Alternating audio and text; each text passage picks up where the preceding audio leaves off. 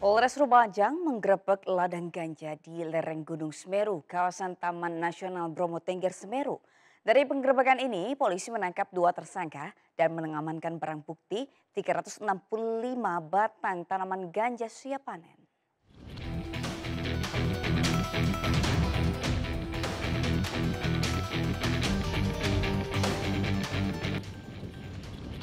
Tim gabungan Polres Lumajang menyusuri lereng Gunung Semeru, tepatnya di kawasan Taman Nasional Bromo Tengger Semeru, Resort Senduro, Lumajang, Jawa Timur. Tim gabungan bergerak menyusul adanya informasi terkait keberadaan ladang ganja. Setelah 1 jam menyusuri, akhirnya polisi berhasil menemukan lokasi pertama ladang ganja dengan tersangka Ngatoyo yang merupakan warga setempat. Di lokasi polisi mengamankan 100 batang lebih tanaman ganja yang diduga sudah berusia 3 bulan. Tak berhenti di situ, polisi kembali menemukan lokasi kedua dan ketiga ladang ganja dengan jumlah 200 lebih tanaman ganja. Dari 3 lokasi ini, polisi mengamankan total 365 batang tanaman ganja siap panen. Seluruh barang bukti kemudian dibawa ke Polres Lumajang untuk proses hukum selanjutnya. Rekan-rekan mungkin kalau melihat ini perjalanan juga cukup jauh tadi dari tempat keramaian ke sini sekitar 1 jam pakai sepeda motor, jalannya yang cukup terjal rekan-rekan.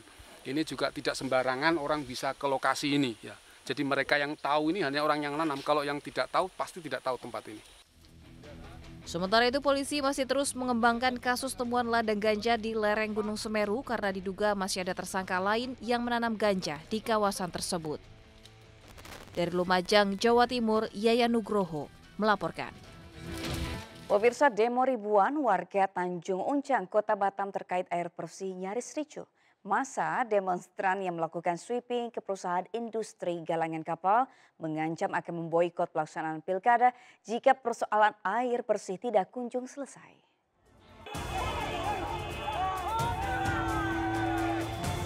Bentrokan terjadi antara warga dengan tim pengamanan perusahaan di kawasan Tanjung Uncang, Batam.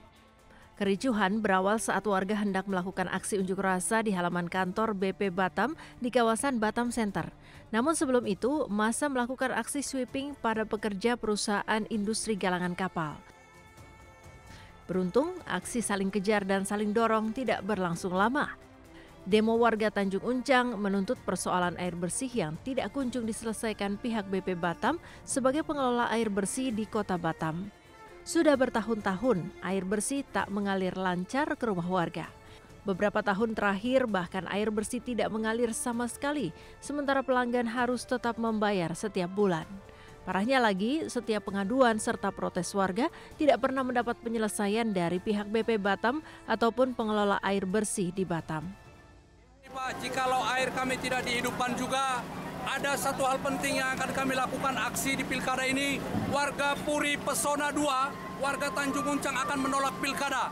Sementara itu, pihak Air Batam Hilir berjanji pihaknya akan melakukan pengiriman tangki air ke permukiman warga secara teratur.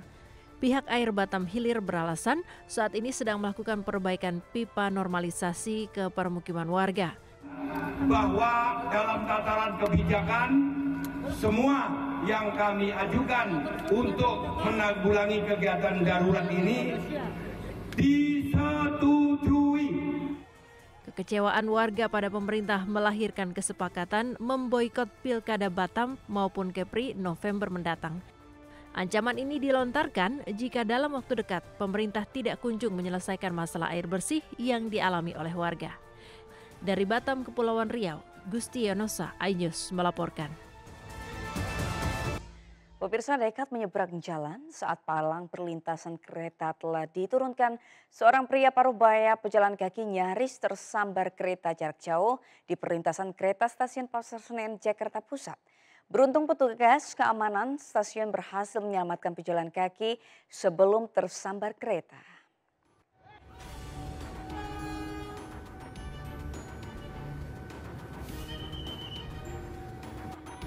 Video amatir merekam detik-detik aksi heroik seorang petugas keamanan yang berhasil menyelamatkan seorang pejalan kaki saat nyaris tersambar kereta jarak jauh di perlintasan kereta stasiun Pasar Senen, Jakarta Pusat. Petugas langsung menarik tubuh pria parubaya pejalan kaki itu sebelum nyawanya melayang akibat tertabrak kereta api relasi Jombang-Pasar Senen. Peristiwa ini terjadi karena meski palang perlintasan telah diturunkan sebagai tanda kereta akan melintas, namun pria tersebut tetap nekat melangkahkan kakinya. Aksi sembrono pejalan kaki ini terjadi pada Senin kemarin. Tindakan tersebut sangat kami sayangkan karena akan menjadi potensi sangat berbahaya terjadinya kecelakaan antara kereta api dengan pengguna jalan atau pejalan kaki. Untuk itu kepada warga masyarakat yang akan melewati palang pintu perlintasan, baik itu terjaga, tidak terjaga, pastikan bahwa tidak ada kereta api yang akan lewat. Pihak KAI Daob 1 Jakarta mengimbau masyarakat pengguna kendaraan maupun pejalan kaki agar selalu menaati aturan untuk mencegah terjadinya kecelakaan. Dari Jakarta, Rani Sanjaya, iNews melaporkan. Pemirsa, Anda warga Jakarta, terutama pengendara roda 4 yang biasa melintas di tol dalam kota, bersiaplah karena tarif tol dalam kota akan naik. Kenaikan tarif tol berkisar Rp500 hingga Rp1.500 dari tarif sebelumnya untuk golongan 1 hingga golongan 5. Evaluasi dan penyesuaian tarif tol dilakukan setiap 2 tahun sekali berdasarkan pengaruh laju inflasi. Kenaikan tarif tol akan mulai diberlakukan akhir pekan ini.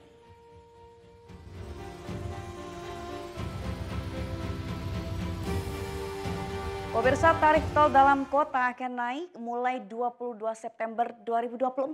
Lalu seberapa besar kenaikannya? Berikut informasi selengkapnya dalam infografis berikut ini. Pemirsa, kenaikan tarif berlaku untuk ruas tol Cawang, Tomang, Pluit, dan Cawang Tanjung Priuk, Ancol Timur, Pluit. Untuk golongan 1 akan naik dari Rp10.500 menjadi Rp11.000 dan untuk golongan 2-3 naik menjadi Rp16.500 dari Rp15.500 dan untuk golongan 4 dan 5 menjadi Rp19.000 dari Rp17.500. Artinya kenaikan sebesar Rp500 sampai dengan Rp1.500. Adapun alasan kenaikan tarif yang disampaikan oleh Jasa Marga yakni untuk keseimbangan kemampuan bayar pengguna jalan tol. Kemampuan bayar ini didapat dari hasil survei, pemirsa, kemudian ada pengembalian investasi, dan yang terakhir adalah untuk meningkatkan pelayanan dari ruas tol. Demikian infografis kali ini, pemirsa. Kita beralih ke informasi selanjutnya.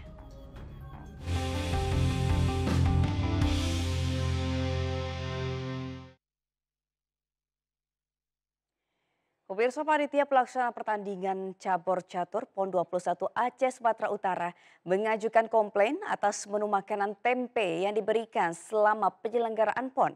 Mereka mengaku menu yang diberikan tidak layak konsumsi.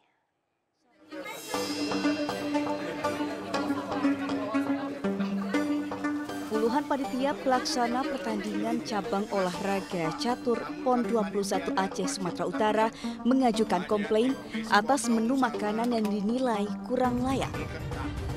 Digelar di Hotel Miki Holiday Hotel, Brastagi, Kabupaten Karo, Sumatera Utara, panitia mengaku kesal lantaran dalam beberapa hari terakhir pertandingan menu makanan tidak ada variasi dan selalu diberikan menu tempe. Jangan dianggap PON ini main-mainan.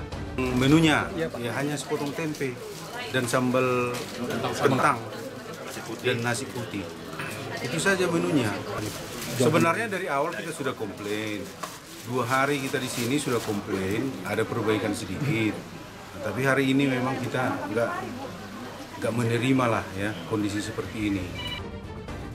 Panitia cabang olahraga catur PON berharap kepada pemerintah melalui Kemenpora agar memperhatikan dan mengganti menu makanan menjadi menu yang lebih layak konsumsi.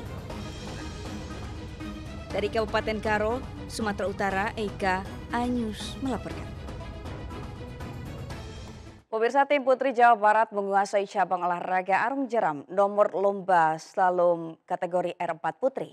Sedangkan di kategori R4 Putra, kontingen Jawa Tengah menjadi yang terbaik dengan mencatatkan waktu terbaik 4 menit 4,36 detik.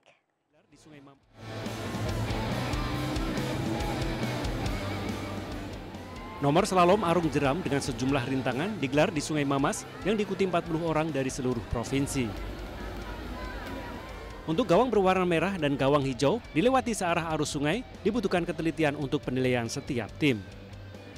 Race Direktur Federasi Arung Jeram Indonesia, untuk nomor slalom ada sejumlah penalti jika kepala awak perahu di dalam tim tidak masuk atau berada di luar tiang gawang. Setiap tim dalam cabur arung jeram nomor slalom punya 2 kali kesempatan untuk mendapatkan waktu terbaik hingga finish. Waktu tempuhnya ditambah dengan penaltinya 50 detik. Jadi kalau satu gawang dia 50 detik, 2 gawang jadi 100 detik gitu dikumulatifkan. Tapi kalau semua kepala awak perahu ada di antara 2 tiang gawang, kalau perahunya menyentuh atau badan awak menyentuh gawang itu hanya 5 detik.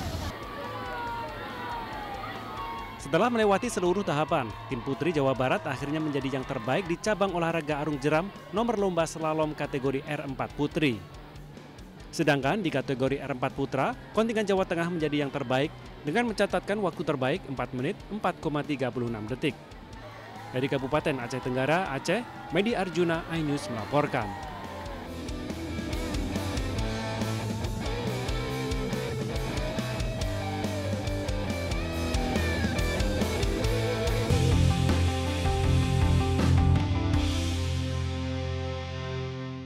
Posisi tim sepak bola nasional Indonesia di ranking FIFA September 2024 kembali naik.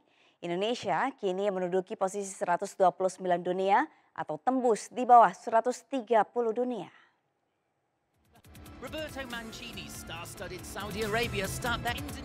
Naiknya peringkat FIFA, timnas Indonesia ini merupakan efek tambahan 15,44 angka setelah menahan Arab Saudi dan Australia di matchday pertama dan kedua grup C kualifikasi Piala Dunia 2026 zona Asia.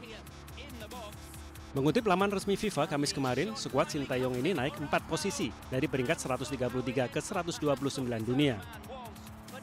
Melihat tren positif yang dimilikinya, peluang timnas Garuda untuk memperbaiki posisi di ranking FIFA terus terbuka lebar. Skuad Garuda pelan-pelan juga mulai melebarkan jarak dengan Malaysia. Sebelumnya pada Juni 2024, timnas Indonesia dan timnas Malaysia hanya terpaut 1 anak tangga, yakni 133 dan 134 dunia.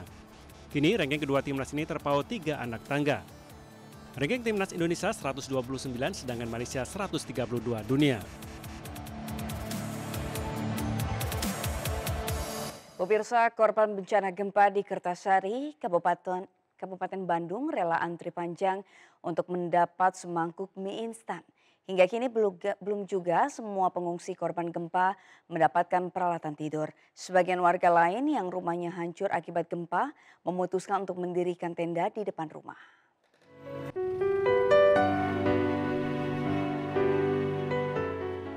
Beginilah suasana antrian. Antrian panjang ini merupakan antrian pengungsi korban gempa yang sedang menunggu mie instan yang dimasak petugas Tagana Kabupaten Bandung.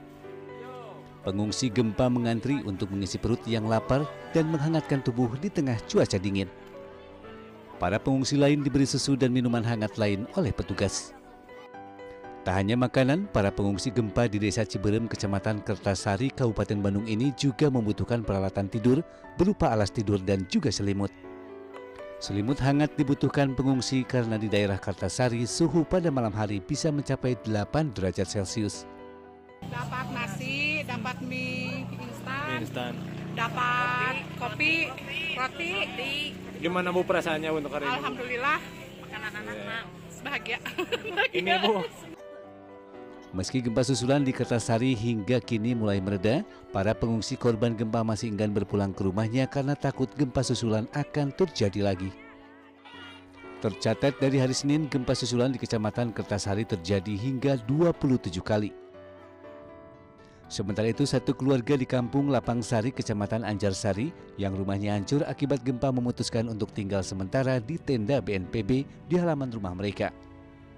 Keluarga ini memilih berkemah di halaman rumah sambil menjaga dan mengais barang berharga mereka di bawah reruntuhan rumah.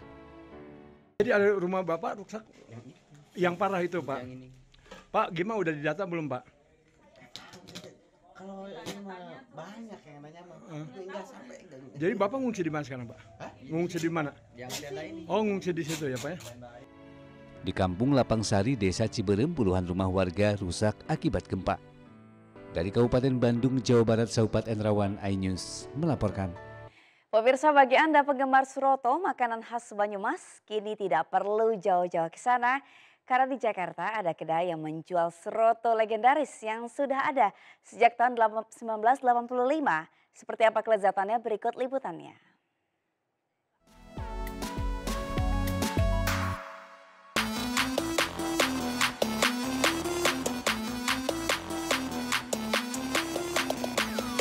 Halo pemirsa, ada yang tahu Suroto nggak? Sama, saya juga nggak tahu sih Suroto itu apa, tapi dengar-dengar Suroto ini makanan khas dari Banyumas. Dia bentuknya mirip soto, tapi ada bedanya. Kira-kira bedanya apa ya? Kita langsung masuk yuk.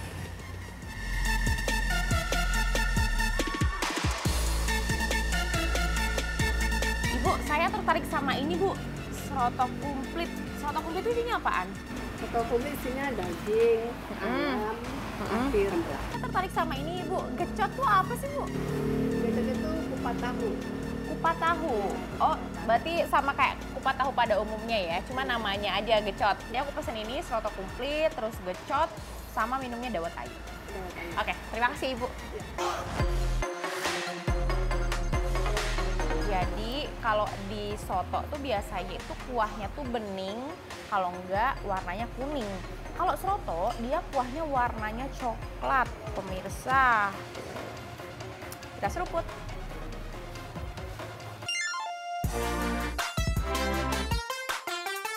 Rasanya ada gurih, manis. Dia bener-bener pure kecambah yang masih muda-muda. Aduh, bayangin dong, kecambah yang muda-muda aja tuh manisnya tuh riuh, seger.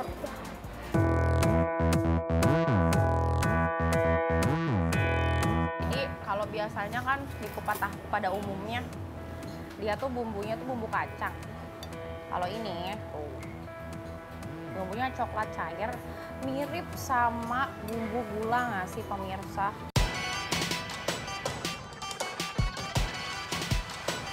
Dan perpaduan dari makanan ini benar-benar membawa saya berasa ke Banyumas pemirsa. Dan jika Anda tertarik, Anda bisa langsung datang. Ini ada di kawasan Rawamangun, Jakarta Timur. Saya Ayu Pratiwi dengan juru kamera Iriansyah Wahyudi melaporkan. Sampai jumpa. Dadah.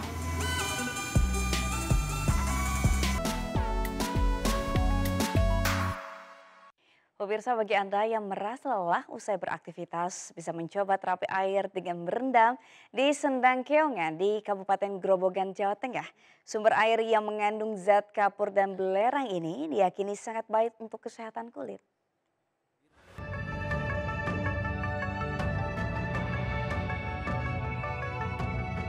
Berendam dan berdiam diri di bawah guyuran air mengalir sungguh terasa nikmat. Ya, bagi Anda yang berkunjung ke Kabupaten Grobogan, kurang lengkap rasanya jika tidak mendatangi Sendang Keongan.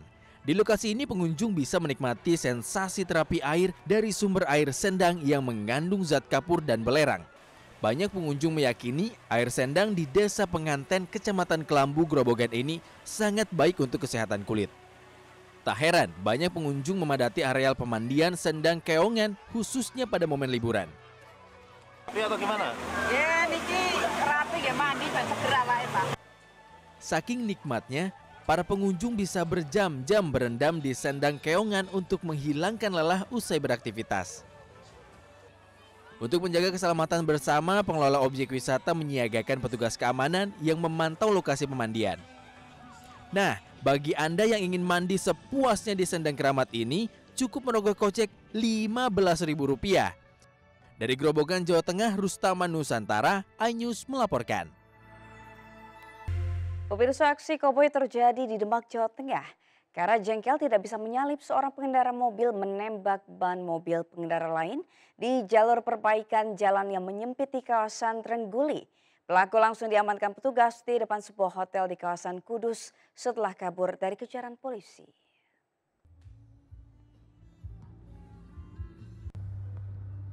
Inilah aksi seorang pengendara mobil yang mengacungkan senpinya saat berusaha menyalip mobil pengendara lain. Karena tidak bisa menyalip, ia menembak kedua ban mobil yang ada di sampingnya. Mobil tersebut dianggap menghalanginya saat ia berupaya mendahuluinya dari sebelah kiri. Peristiwa penembakan itu terjadi saat kondisi jalan di kawasan Trengguli Demak menyempit karena perbaikan. Pasca penembakan, korban dan istrinya mengaku syok dan trauma dengan kejadian itu. Mereka melaporkan peristiwa penembakan ke polisi. Petugas yang mendapat laporan langsung melakukan olah TKP dan memeriksa CCTV dashboard mobil korban yang merekam penembakan. Dari rekaman CCTV terlihat jelas pelaku menembak kedua ban mobil hingga bocor. Dari olah TKP, polisi menemukan selongsong peluru kosong. Setelah melakukan pengejaran, polisi akhirnya menangkap Sunarwan, pelaku penembakan di depan sebuah hotel di kawasan Kudus. Selanjutnya Sunarwan dibawa ke Mapolres Demak untuk menjalani pemeriksaan. Polisi menjerat pelaku dengan pasal pengrusakan dengan ancaman hukuman penjara 2 tahun 6 bulan dan perbuatan tidak menyenangkan dengan ancaman pidana 1 tahun. Polisi juga menyita senpi dan mobil yang digunakan pelaku.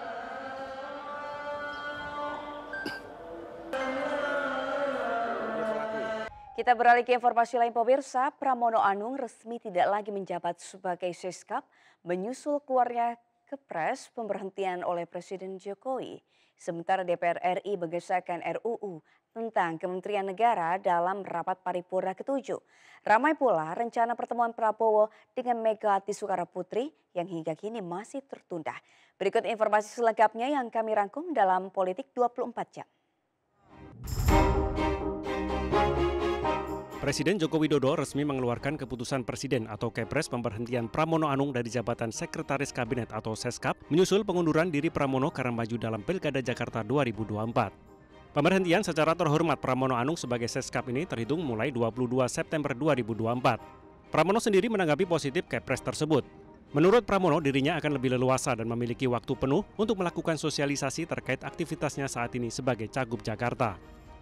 DPR RI mengesahkan rancangan undang-undang atau RUU tentang perubahan atas Undang-Undang Nomor 39 Tahun 2008 tentang Kementerian Negara dalam sidang paripurna ke-7 Kamis kemarin. Dalam paparannya, Wakil Ketua Badan Legislasi atau Balik DPR Ahmad Baidowi mengatakan penyusunan RUU Kementerian Negara ini bertujuan untuk memudahkan Presiden dalam menyusun Kementerian Negara. Dengan demikian, kata Baidowi, tata kelola pemerintahan yang baik, efektif, dan demokratis dapat tercapai. Sebelumnya, RUU Kementerian Negara menjadi sorotan lantaran tidak lagi membatasi jumlah kementerian. Hal ini disebut-sebut untuk mengakomodasi Presiden terpilih Prabowo Subianto yang menambah jumlah menterinya hingga 44. Alih-alih efektif, jumlah kementerian yang jumbo ini juga dikhawatirkan bakal membebani keuangan negara.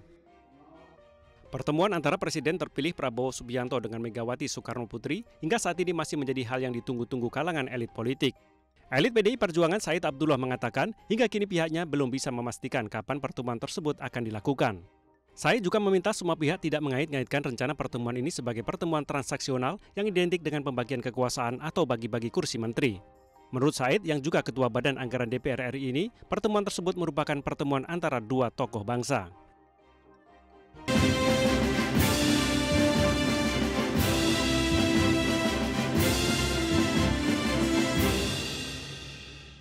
Pasangan bakal calon gubernur dan wakil gubernur Pramono Anung Rano Karno menggelar pertemuan dengan mantan gubernur DKI Jakarta Basuki Cahayapurnama atau Ahok. Ketiganya berdiskusi soal tantangan dan solusi permasalahan Jakarta.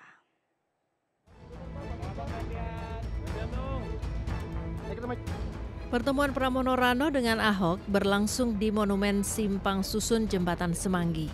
Acara ini merupakan agenda khusus pasangan Pramono Rano Karno untuk bertemu dengan para mantan gubernur DKI Jakarta. Pasangan yang diusung PDI Perjuangan ini sebelumnya telah bertemu dengan mantan gubernur Sutioso dan mantan gubernur Fauzi Bowo. Pramono mengatakan ingin menerima masukan dari para mantan gubernur untuk memahami tantangan dan menyiapkan solusi dalam memimpin Jakarta.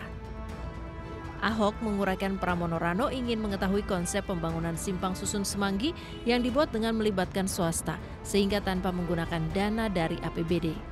Jadi kebijakan yang kita bikin itu adalah menguntungkan semua pihak. Jadi si pengembang juga ada yang naikkan, dia tambah keuntungan, tapi dia kasih kontribusi pada kita membangun jembatan Semanggi. Termasuk trotoar ini semua tuh dari mereka, dana mereka. Ya, yang pertama, seperti yang sudah saya sampaikan berulang kali, saya akan belajar dari para gubernur yang ada dan gubernur-gubernur yang ada yang sudah meninggalkan legasi yang baik bagi Jakarta. tentunya diteruskan. Pada kesempatan tersebut, Pramono Rano Karno menyempatkan diri berbincang dengan petugas Dinas Pertamanan Jakarta Pusat yang antusias menyambut kehadiran pasangan bakal calon gubernur tersebut. Setelah bertemu Ahok, rencananya Pramono dan Rano merencanakan untuk bisa bertemu dengan mantan gubernur Anies Baswedan. Dari Jakarta, Syahreza Zanski, Aristiawan, iNews melaporkan. Sementara bakal calon gubernur Jakarta yang diusung Koalisi Indonesia Maju, Ridwan Kamil, terus melakukan pendekatan ke beragam elemen masyarakat Jakarta. Kemarin Ridwan Kamil bertemu dengan tokoh serta ulama se-Jakarta dan mendapat dukungan untuk menjadi gubernur Jakarta periode 2025-2030. Ulama.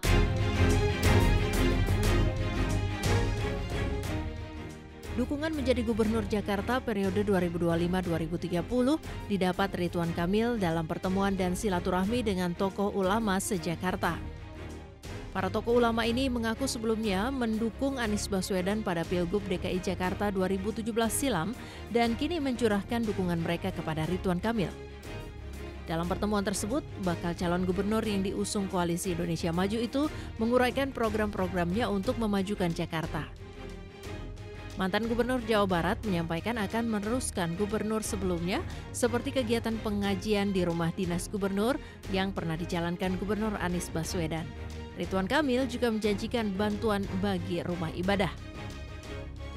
Contoh ya, keharmonisan Mas Anies bersama para ulama bikin pengajian bareng di rumah dinas tadi dipertahankan kan. Program bantuan-bantuan rumah ibadah ya, itu juga kita coba normalisasi jika memungkinkan. Kita ini sebetulnya orang-orang yang selama ini mengawal Jakarta gitu. Jadi sahabat Jakarta itu terdiri daripada para kiai, para ustadz di Jakarta dan para simpul-simpul perjuangan Jakarta. Itulah yang hari ini bertekad untuk mendukung Pak Ridwan Kamil dan Pak Suswono karena kita ini dulunya memang mendukung Mas Anies 2017. Usai bertemu dengan tokoh ulama, Ridwan Kamil melanjutkan kegiatannya dengan mengunjungi Presiden ke-6 Susilo Bambang Yudhoyono di Cikeas, Bogor, Jawa Barat. Dalam pertemuan tersebut, Ridwan Kamil yang turut didampingi bakal calon gubernur Suswono mendengarkan secara langsung pandangan SBY mengenai Jakarta. Dari Jakarta, Anggita Maura, Leman, iNews melaporkan. Pemirsa, meski belum memasuki masa kampanye, hasil survei terbaru LSI menunjukkan pasangan bakal calon gubernur dan wakil gubernur Ridwan Kamil Suswono unggul dalam Pilkada Jakarta dari dua pasangan bakal calon lainnya. Pasangan Rido meraih 50% suara lebih yang dipersyaratkan untuk dinyatakan sebagai gubernur terpilih di Jakarta.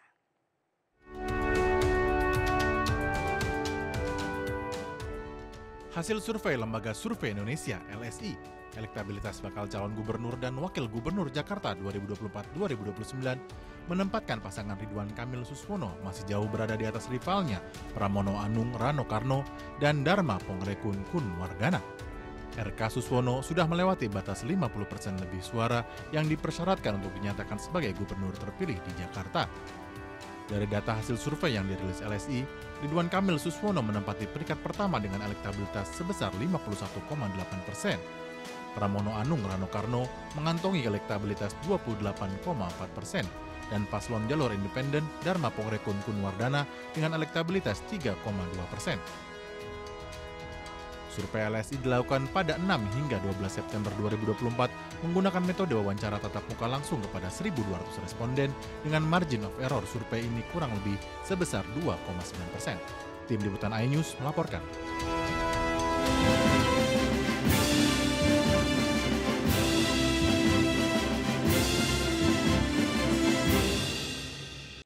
Kita beralih ke informasi lain pemirsa. Pantai Torduhan yang berada di Gunung Kidul, Yogyakarta kerap menjadi referensi wisata untuk mengisi liburan. Pesona hamparan pasir putih serta deburan ombak yang menjadi daya tarik tersendiri bagi wisatawan.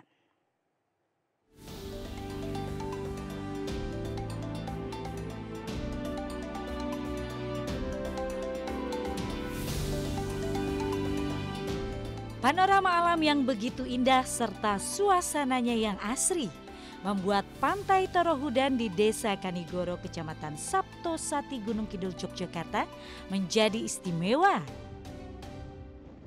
Dengan jarak sekitar 50 km dari pusat kota Yogyakarta atau sekitar 1 jam 30 menit menggunakan kendaraan pribadi, pengunjung sudah tiba di lokasi.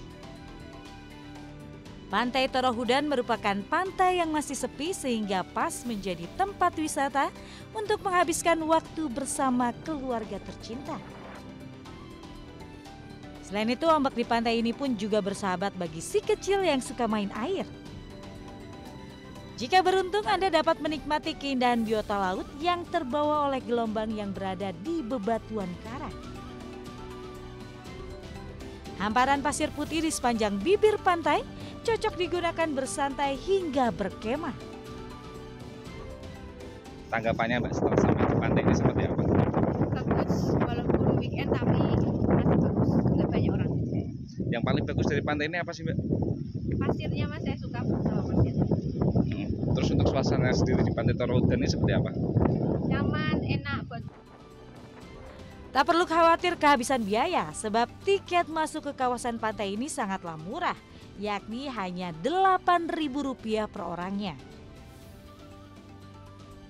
Itu pun pengunjung sudah dapat menikmati sejumlah pantai lainnya meliputi Pantai Ngerenehan dan juga Pantai Ngobaran. Dari Gunung Kidul, Yogyakarta, Kismaya Wibowo, iNews melaporkan. Dan pemirsa, informasi tadi sekaligus menandai akhir jumpa kita hari ini. Jangan lupa Anda juga dapat mengakses dan memperbaharui informasi yang kami tayangkan tadi melalui portal okezone.com seperti tertera di layar kaca.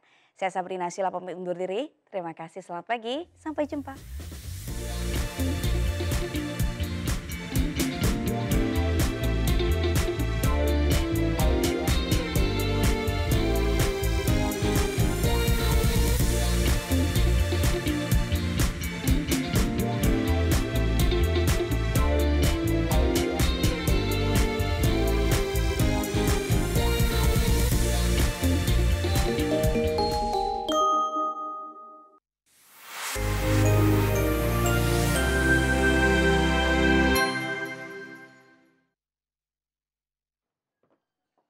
Ya, kadang-kadang